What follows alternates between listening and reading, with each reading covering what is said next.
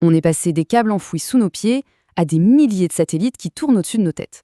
C'est clair, les télécoms ont complètement changé la face du monde. Mais la vraie question, c'est à qui appartient ce réseau mondial aujourd'hui? C'est justement ça qu'on va explorer. Et cette analyse, elle va nous montrer quelque chose de fascinant. L'histoire des télécoms, ce n'est pas juste une histoire de technologie, pas du tout. C'est en fait une histoire de pouvoir, une véritable lutte pour le contrôle de notre avenir collectif. Alors pour bien comprendre où on va, le mieux c'est de commencer par le début. D'où est-ce qu'on vient? On va donc repartir sur les traces de cette incroyable aventure, celle des communications terrestres.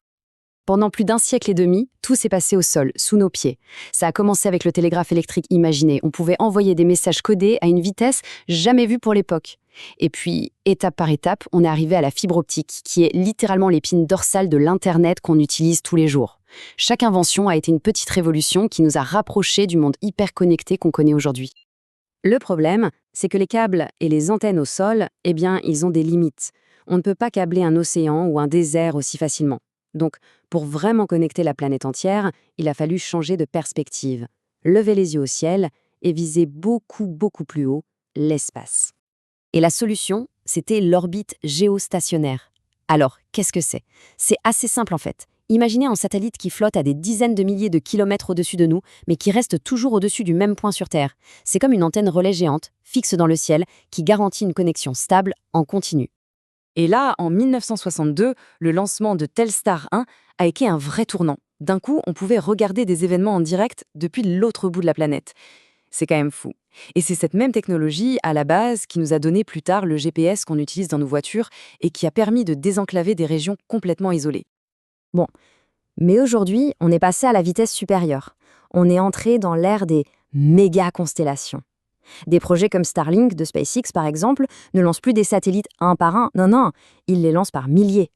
Le chiffre de 4000, c'est déjà énorme, mais il faut bien comprendre que ce n'est qu'un début. C'est une immense toile qui est en train de se tisser au-dessus de nos têtes pour couvrir la Terre entière.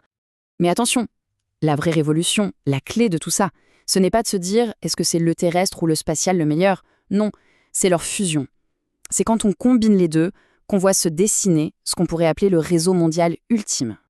En fait, il faut voir ça comme une équipe. Les réseaux terrestres, c'est la force brute, une capacité énorme dans les villes, là où il y a beaucoup de monde. Les satellites, eux, c'est l'agilité. Ils couvrent tout le reste, les déserts, les océans, les montagnes. Et quand on fait travailler les deux ensemble, on a le meilleur des deux mondes. On a à la fois la puissance et la couverture totale. Et concrètement, qu'est-ce que ça donne? Ça change tout. Ça veut dire que les secours peuvent communiquer même si tout est détruit au sol après une catastrophe. Ça veut dire qu'on peut enfin déployer à grande échelle l'Internet des objets, les villes intelligentes. Et oui, ça peut paraître de la science-fiction, mais c'est ça qui prépare le terrain pour des choses comme les taxis volants. Ok, on a parlé de la technologie. Mais c'est précisément ici que l'histoire bascule. On quitte le domaine purement technique pour entrer dans une question beaucoup plus profonde. Une question de pouvoir. Parce que cette infrastructure mondiale qui connecte absolument tout, partout, tout le temps, c'est un pouvoir immense, un pouvoir colossal. Et donc la question qui se pose, elle est inévitable. Qui tient les rênes? La réponse, elle est de plus en plus évidente. Ce sont des entreprises privées. Et comme le souligne notre source, le problème, c'est qu'elles ne contrôlent pas juste un petit bout. Elles sont en train de dominer toute la chaîne, de A à Z. De la construction du satellite jusqu'à la gestion des données qui passent dedans. Et là, les conséquences peuvent être énormes. Ça remet en cause la souveraineté numérique des pays.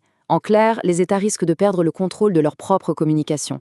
Ça pose aussi des questions critiques sur la sécurité de nos données personnelles. Et ça crée un risque de dépendance, surtout pour les pays les moins avancés, qui pourraient se retrouver pieds et poings liés à ces technologies. La technologie, elle, avance à une vitesse folle. La question c'est, est-ce que nos règles, nos lois, notre façon de gouverner tout ça suivent le rythme? Clairement non. Face à cette nouvelle donne, il est urgent de repenser complètement les règles du jeu. Le but, ce n'est évidemment pas de dire non au progrès, ce serait absurde. L'idée, c'est de trouver un nouvel équilibre. Et pour ça, il n'y a pas de secret. Il faut plus de coopération internationale, il faut des stratégies pour que les nations puissent garder la maîtrise de leur avenir numérique, tout en bénéficiant de tous les avantages de cette connexion planétaire. Au final, toute cette épopée technologique, aussi incroyable soit-elle, nous ramène à une question très simple et très humaine. Comment faire en sorte que cette nouvelle infrastructure mondiale, ce nouveau pouvoir, profite à tout le monde et ne devienne pas le privilège de quelques-uns? C'est sans doute ça le plus grand défi qui nous attend.